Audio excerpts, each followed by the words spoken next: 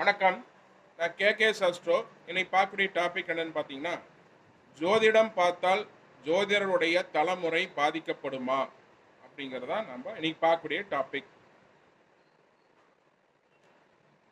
இப்போ ஜோதிடம் யார் பார்க்கலாம்? அப்படிங்கிற ஒரு லாஜிக் போகும். ஜோதிடம் யாரு பார்க்கலாம்? அப்படி பார்த்தோம்னா, லக்னத்துல கேது இருக்கணும், 10ஆம் இடத்துல கேது இருக்கணும். ஒரு அருள்வாக்கு மாதிரி ஜோதிடம் சொல்லுவாங்க. அவங்க மனசுல தோணும் அப்படியே சொல்லுவாங்க அப்படின்னு சொல்லுவாங்க. அப்ப காலபுருஷ லக்கணத்திற்கு புதன் 6ஆம் அதிபதியா வர்றாரு. அவரு நல்லா இருந்தா ஜோசியம் சொல்லுவாங்க அப்படின்னு சொல்றாங்க. நல்லா புரிஞ்சுக்கங்க. காலபுருஷ லக்கணத்திற்கு 3க்கும் 6க்கும் அதிபதியான புதன் வலுத்து நின்றால் ஜாதகத்தில் ஜோதிடம் நன்றாக வரும் அப்படின்னு சொல்றாங்க. அதே மாதிரி ராகு 2ஆம் இடத்துல இருந்தா பொய் சொல்லியே சம்பாதிப்பாங்க அப்படின்னு சொல்லுவாங்க. சனிச்சந்திரன் தொடர்பு இருக்கிறவங்க நல்லா ஜோதிடம் சொல்ல முடியும், ஜோதிடத்தை தொழிலா எடுத்து செய்ய முடியும், 10ஆம் இடத்தை தொடர்பு செய்யவும் நல்லா தொழில் எடுத்து செய்யலாம் அப்படின்னு சொல்றாங்க. இப்படி இந்த கிரக காலத்தை தாங்கி இருக்கக்கூடிய நபர்கள் தான் ஜோதிடம் சொல்றாங்க. கேது ஆதிக்கத்தில் இருக்கிறவங்க, ராகாதிக்கத்தில் இருக்கிறவங்க, புதனாதிக்கத்தில் இருக்கிறவங்க, சனிச்சந்திரன் தொடர்பு இருக்கிறவங்க, இது மாதிரி நபர்கள் தான் ஜோதிடம் சொல்றாங்க. அவங்களுக்கு பிறக்கிறதும் அந்த கிரக தாக்கத்துல தானே இருக்கும். இப்போ எக்ஸாம்பிள் சொல்றேன். ஒருத்தருக்கு லக்கணத்துல கேது இருக்குது, அது 5ஆம் இடத்திற்கு 9ஆம் இடம் தானே வரும். இப்ப எங்க குருஜி சொல்லியிருக்காரு, கேது எந்த இடத்துல அமைந்திருக்கிறதோ அந்த இடத்தை சுருக்கும், பாதிக்கும், 6ஆம் இடமாகவே செயல்படும். சாரி, 6ஆம் இடமாகவே பாதிக்கும் அப்படிங்கிறார். அப்போ நமக்கு லக்கணத்துல இருந்து கேது இருப்பதனால நம்ம ஜோதிடம் சொன்னோம்னா, அது நம்மளுடைய குழந்தைக்கு 9ஆம் இடத்தை போய் வந்து அது லக்கணத்தை 9ஆம் பாவத்தை பாதிப்புள்ளாக்குறதுனால அவன் பாக்கியம் சரியா கிடைக்காது, பிரச்சனைகள் ஏற்படுது. இதே 10ஆம் இடத்துல கேது தொடர்பு உள்ளது வைங்க, 5ஆம் இடத்துக்கு 6ஆம் இடத்துல கேது ராகு கேது தொடர்பு இருக்குது, அவனுக்கு நோய் சரத்தான் செய்யும். கேது காரத்தோட கட்டிகள், விரக்திகள், தொந்தரவுகள், இது மாதிரி அமைப்புகளை கொடுக்கத்தானே செய்யும். அதனால டைவர்ஸ் 6ஆம் இடம் அப்படிங்கிறது பார்த்தீங்கன்னா பாவகிரகங்கள் வைக்க வந்து 7ஆம் இடத்துக்கு 12ஆம் இடத்துல வர்றதுனால சரிவா அயன செய்ய கிடைக்காதனால மனைவியோட கருத்துப்பாடு வரத்தானே செய்யும். அதே மாதிரி புதன் காரத்துவம் டீச்சரா போகலாம் அப்படிங்களா? புதன் காரத்துவம் அப்படிங்கிறது வீக்கானவங்க தானே ஜோதிடத்துக்கு போறான். ஓரளவுக்கு அது ஏதோ ஒரு வகையில் பாவகிரகங்கள் தொடர்பு பெற்றதுனால தானே புதன் இந்த தொடர்பு இருக்கிற ஆளுநகை வந்து பார்த்தீங்கன்னா ஜோதிடத்துக்கு போறான். அப்படி அமைப்பு இருக்கிற நபர்களுக்கு 6ஆம் அதிபதி வலுத்து நிற்கிறதுன்னு வைங்க.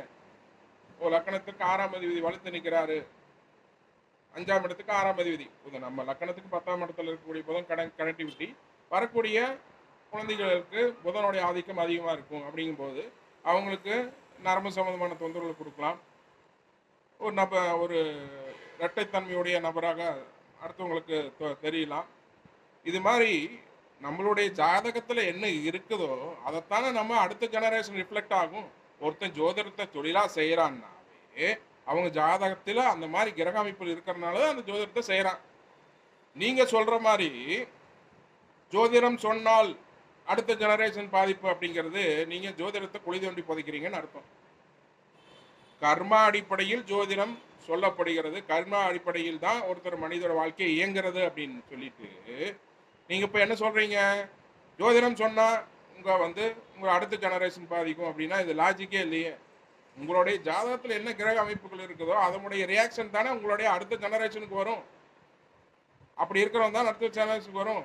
இப்போ டாடா பிர்லாவுமே அல்லது அம்பானியா வந்து ஜோசியம் சொல்லிட்டு இருப்பாங்க. என்ன லாஜிக் இது?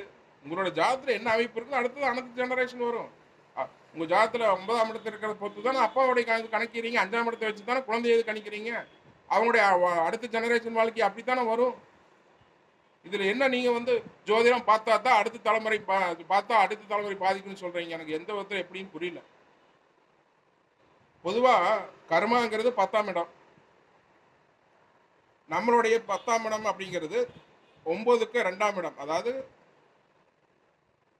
9ஆம் இடங்கிறது தந்தையை குறிக்கிறது.